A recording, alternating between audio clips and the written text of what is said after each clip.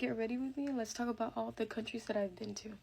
My whole entire life, I have been to 4 countries. State the obvious, yung America tsaka Pilipinas, and then I went to the Bahamas, at saka punta na din akong Hong Kong. Kami sa Pilipinas, dun lang kami sa Chaong, San Pablo area, pero pumunta din kaming Boracay. 1 week yata kami sa Boracay, tapos kasama namin yung buong pamilya namin. I think there was about like 20-25 of us, so the whole entire plane going there, it was literally just our family. During the time we were there, nag-island hopping kami.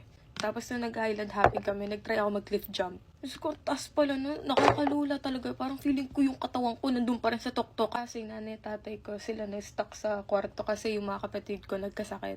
That's why, if I ever do get big on TikTok and I actually get money out of this, gusto kong bayaran yung bakasyon ni na mami at daddy papuntang Boracay. I know it's a big dream, pero why not, diba? Nung pumunta kaming Hong Kong, mga 7 pa lang ako noon. Pumunta kami sa Disneyland. But the only thing I could remember from that trip was watching a Garfield show and I was like so confused kasi hindi ko maintindihan yung sinasabi niya. I still feel so bad till this day kasi ang dami nilang binayaran nun. Like, it was so expensive tapos wala talagang malala.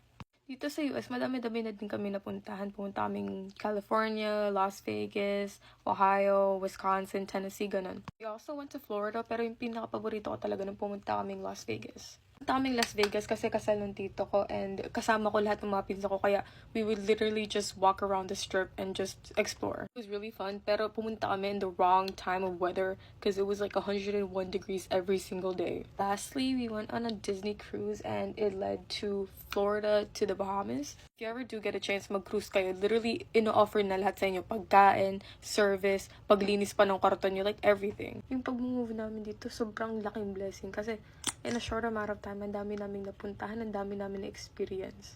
But yeah, that's all.